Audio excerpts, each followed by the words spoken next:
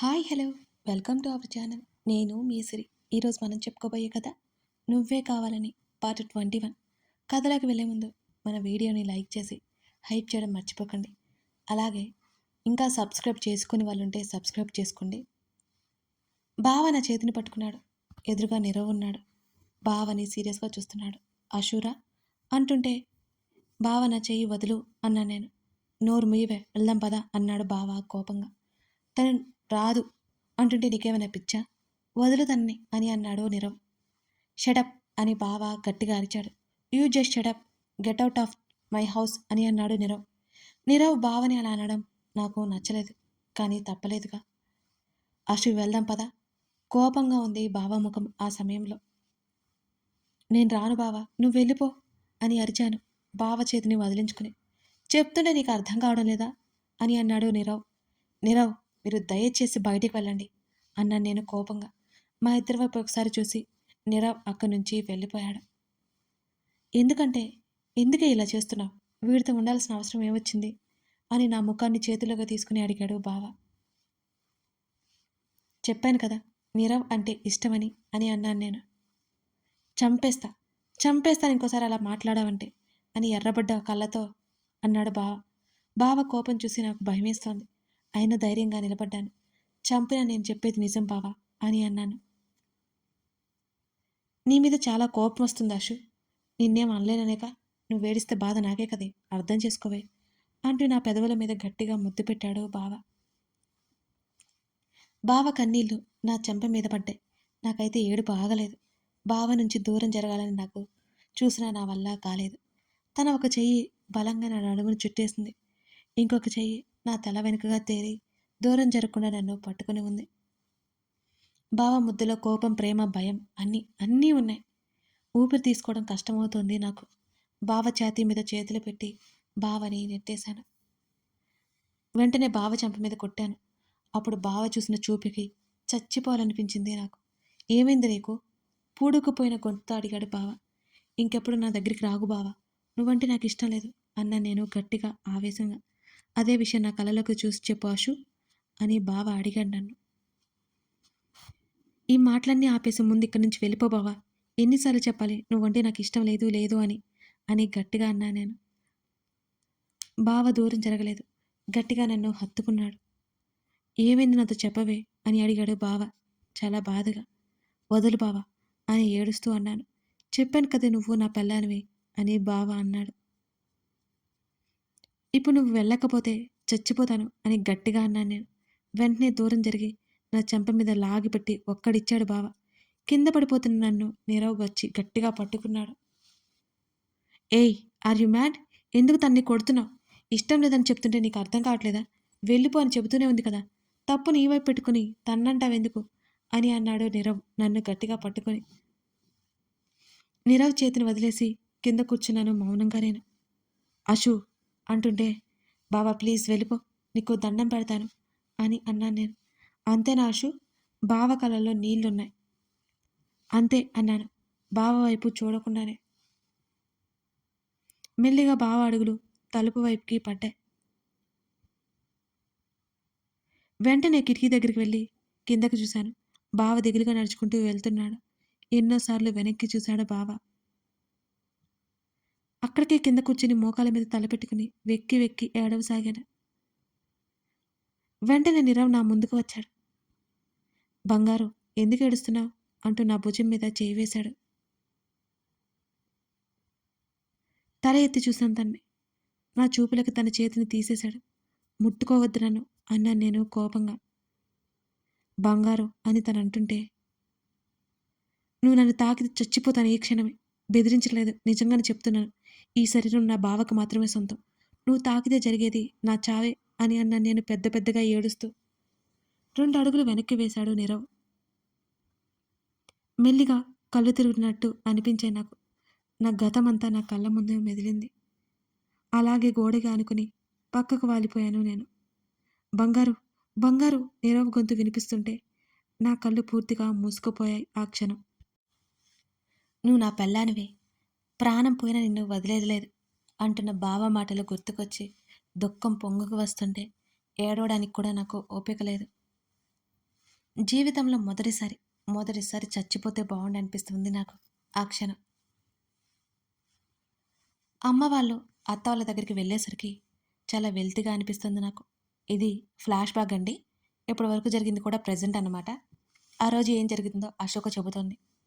ఇంట్లో పనులు చూసుకుని ఫ్రెష్ అయ్యి కాఫీ పెట్టుకుని కూర్చున్నాను. సుష్మ నిద్రలేచి వచ్చింది. గుడ్ మార్నింగ్ సుష్మా అన్నాను. గుడ్ మార్నింగ్ అక్క. నేను వెళ్ళనా ఇక అని అడిగింది. కాఫీ తాగుతావా అని అడిగాను. వద్దక్క అని హడావుడిగా వెళ్ళిపోయింది. ఎందుకు ఈ అమ్మాయి అంత కంగారు పడుతుందో నాకైతే అసలు అర్థం కాలేదు. సుహాకి కాల్ చేసి కాలేజీకి రాను అని చెప్పేశాను. బోర్ కొడుతుంటే బుక్స్ ముందు వేసుకుని కూర్చున్నాను నేను. మరో గంట తర్వాత టిఫిన్ చేసుకుని అత్త వాళ్ళకి ఫోన్ కాల్ చేశాను. నేను వస్తున్నట్టు చెప్పలేదు. కొంతసేపు ఫోన్ మాట్లాడాను. ఇంకొక నెలలో మా లాస్ట్ సెమ్ ఉంది. ఆ తర్వాత నెలలో నా బర్త్డే కూడా ఉంది. ప్రతిసారి నా బర్త్డేకి హ్యాపీ బర్త్డే చెప్పి ఫోన్ కట్ చేసేవాడు బావ. నేను ఎక్కువ మాట్లాడేదాన్ని కాదు. ఈసారి ఎలా ఉండబోతుందో అని నేను నవ్వుకున్నాను. టిఫిన్ తినేసి ఫోన్ పట్టుకున్నాను. కాసేపట్లోనే కాలింగ్ బెల్ మోగింది. బావ అని నాకు తెలుసు. సంతోషంతో వెళ్ళి తలుపు తెరిచాను. బావ వచ్చాడు. లోపలికి రాగానే నన్ను గట్టిగా హత్తుకున్నాడు. ఒక చేతిలో బ్యాగు, మరొక చేతితో నన్ను పట్టేసుకుని చుట్టేశాడు నవ్వుతూ. బ్యాగ్ సోఫాలో వేసి నా ముఖాన్ని చేతుల్లోకి తీసుకున్నాడు. ఎలా ఉన్నావే అని నా తల నిమురుతూ అడిగాడు బావ. అప్పటి వరకు బాలేను. ఇప్పటి నుంచి చాలా బాగున్నాను బావ అంటుంటే సన్నగా నవ్వాడు. ఫ్రెషేరా, టిఫిన్ రెడీగా ఉంది నీకోసం అని అన్నాను నేను. సరే అని వెళ్ళాడు. బావకి టిఫిన్ పెట్టేసి తిన్నాం. ఆ తర్వాత ఇద్దరం సోఫాలో కూర్చున్నాం మాట్లాడుకుంటూ. బావా అన్నాను. బావ చేతిని పట్టుకొని నేనున్నాను కదా, మాట్లాడతాను అందరితో అని నా చెంప మీద చెయ్యి వేసి చెప్పాడు బావ. అలాగే అన్నట్టు తల ఊపాను నేను. ఇంకేంటే అని అన్నాడు. అయోమయంగా బావని చూశాను. ఏంటి బావా అని అడిగాను. బావ ఏమడుగుతున్నాడో నాకు అర్థం కాలేదు. ఇంత దూరమా అని అడిగాడు. అప్రయత్నంగా నా పెదవులు విచ్చుకున్నాయి. నా బుగ్గలు ఎర్రగా మారాయి. బావ అడిగిందంటే నాకు అర్థమైంది. బావకి దగ్గరగా జరిగి బావ భుజం మీద తలవాల్చి చాలా హ్యాపీగా ఉంటుంది బావ నీతో ఉంటే. ఏది ఏమైనా నన్ను వదలొద్దు అని అన్నాను నేను. నువ్వు నా పెళ్ళానివే, నా ప్రాణం పోయినా నిన్ను వదలను అని అన్నాడు బావ. బావా, బాల్య వివాహమైనా పర్వాలేదు, పెళ్లి చేసుకో బావా త్వరగా నన్ను అని నవ్వుతూ అడిగాను నేను. పెళ్ళి ఒక్కటేనా అని అంటున్నాడు బావ. అదే సమయంలో బావ చెయ్యి నా నడుము చుట్టూ బిగుసుకుంది. మరి అని అడిగాను వణికే గొంతుతో. ఆ తర్వాత చాలా ఉంటుంది. పెళ్లితో నేను ఆగను అని బావ అన్నాడు. వెంటనే బావ వైపు చూడలేక కళ్ళు పక్కకు తిప్పుకున్నాను. చెప్పవే, పెళ్లి చేసుకోమంటావా? వెంటనే పెళ్ళి నా చెవిలో గుసగుసగా చెప్పాడు. నువ్వు ఇలా మాట్లాడితే నేను నీ దగ్గర ఉండను అంటూ పైకి వెళ్ళిపోతుంటే వెళ్ళనివ్వలేదు నన్ను. పూర్తిగా బావ మీద పడిపోయాను. నా వైపు చూస్తూ నా చెంప మీద బొటన వెలితో నిమురుతూ ఉంటే గొంతెండిపోయింది నాకు. అశు, బావ గొంతు తేడాగా ఉంది. గండు తుమ్మిదలా మారిపోయాడు.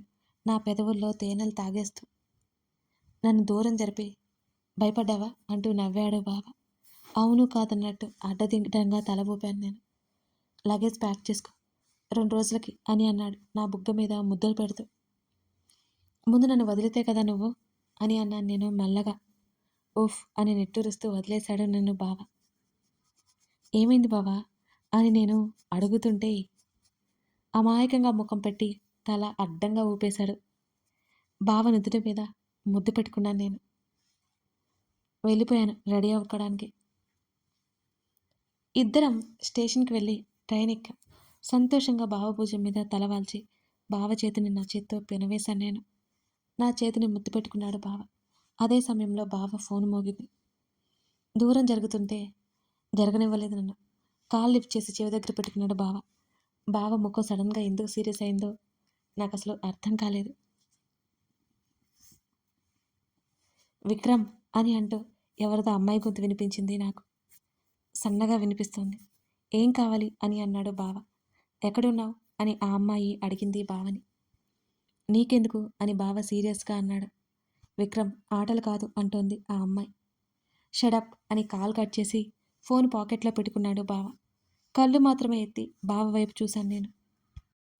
నిద్ర వస్తే పడుకో అన్నాడు నా కళ్ళలోకి చూస్తూ. అలాగే అన్నాను. ఫోన్లో ఎవరు అని అడగవాషు అన్నాడు బావ. నవ్వి ఊరుకున్నాను నేను. అడగాలి, అర్థమైందా అంటూ నా తల నిమిరి ప్రేమ అని ఒక అమ్మాయి గొడవ అని అన్నాడు బావ. నా కళ్ళు పెద్దవయ్యాయి బావ మాటలు విన్న తర్వాత. ఏయ్ మెంటల్, ఎందుకు ముఖం అలా పెట్టుకున్నావు? చెప్పాగా ఈ విక్రమ్ గాడి పెళ్ళానివి నువ్వే అని అంటూ బావ నవ్వాడు.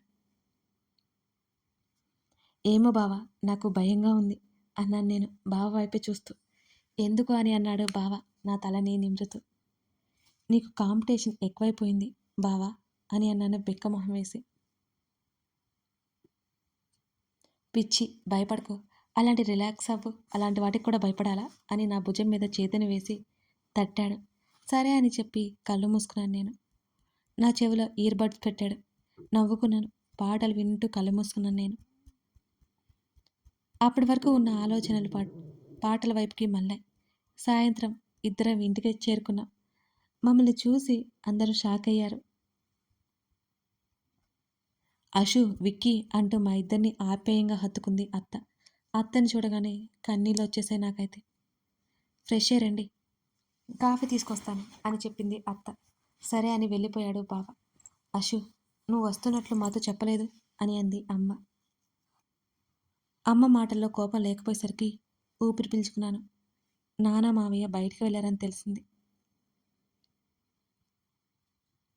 నానమ్మ మాత్రం చాలా దిగులుగా ఉంది. నేను వెంటనే రూమ్కి వెళ్ళి ఫ్రెష్ అయ్యాను. నేను బయటకు వచ్చేసరికి బావ హాల్లో కూర్చొని ఉన్నాడు. నాన్న మావయ్య వచ్చారు. అందరికీ కాఫీ ఇచ్చింది అత్త. అక్కడంతా నిశ్శబ్దం. విక్కీ, ఏంటి సడన్గా వచ్చావు అని అడిగారు మావయ్య. అషు కోసం నాన్న అని అన్నాడు బావ. నాకైతే పిచ్చి భయం వేసింది. బావ కొంచెం కూడా భయం లేదు, అన్నీ డైరెక్ట్గా చెప్పేశాడేంటి? నేను కంగారుగా చూస్తున్నాను. అందరిని ఒకసారి గమనించాను. అందరి ముఖాలు చాలా గంభీరంగా ఉన్నాయి. అత్త మాత్రం చాలా బాధపడుతూ కనిపించింది. దానికోసం రావడం ఏంటి విక్కీ అని అడిగింది అత్త. అమ్మ, నానమ్మ, నాన్న, అత్తయ్య, మావయ్య అందరూ వినండి. నాకేది ఎలా పడితే అలా చెప్పడం రాదు. ఏదైనా డైరెక్ట్గా మాట్లాడతాను. ఆ విషయం మీ అందరికీ తెలుసు. ఇప్పుడు కూడా నేను ఒక విషయం మాట్లాడాలని వచ్చాను. నేను ఏం మాట్లాడాలి అనుకుంటున్నానో మీకు ఈ పాటికి తెలిసే ఉండాలి అని బావ అందరి వైపు చూశాడు. నేను నానమ్మ చేతిని మరింత గట్టిగా పట్టుకుని నానమ్మ పక్కన కూర్చున్నాను భయపడుతూ. నానమ్మ బాధగా కళ్ళు మూసుకుంది. ఏంటి విక్రమ్ అని అడిగారు నాన్న. ఆశుని నాకిచ్చి పెళ్లి చేస్తారా మావయ్య అని అడిగాడు బావ. విక్కీ అని అరిచినట్టుగా పిలిచాడు మావయ్య. ఏమైంది నాన్న అని చాలా నిదానంగా అడిగాడు బావ. విక్కీ, అవన్నీ రేపు మాట్లాడుకుందాం, నువ్వు వెళ్ళి రెస్ట్ తీసుకో అని అత్త చెప్పింది. లేదమ్మా, నాకు ఇప్పుడే తెలియాలి అని అత్తతో చెప్పు మావయ్య అని అంటూ నాన్న వైపు చూశాడు బావ. అశోకి నాకు పెళ్లి చేస్తారా చేయరా అని బావ మళ్ళీ అడిగాడు. విక్కీ, పెద్దవాళ్ళతో మాట్లాడే పద్ధతి ఇదేనా అని అరిచింది అత్త బావను ఆపడానికి ప్రయత్నం చేస్తూ. మీరు నా వాళ్ళమ్మా, మీరు నాకు ఎంత మీకు కూడా బాగా తెలుసు. ఎందుకు ఈ మ్యాటర్ని స్కిప్ చేయాలని చూస్తున్నారు మీ అంతా అని బావ అన్నాడు. నాన్న మావయ్య ఏం చెప్తారా అని వాళ్ళ వైపే ఆతృతగా చూస్తున్నాను నేను. విక్కీ, ఇప్పుడే మాట్లాడడం లేదు, అశుని నీకు ఇవ్వడం జరగదు అని అన్నారు నాన్న. నాన్న అలా అనగానే నాకు ఏడుపు వచ్చేసింది. నాన్న ఎందుకు అలా అంటున్నారో తెలియలేదు. ఎందుకు మావయ్య అని నాన్న వైపు సూటిగా చూస్తూ అడిగాడు బావ. అదంతా నీకు అనవసరం, నీకు అశునిచ్చి పెళ్లి చేయడం కుదరదు అని వెంటనే అన్నారు మావయ్య. మావయ్య కూడా అలా అనగానే నాకు ఏడుపు ఎక్కువైపోయింది.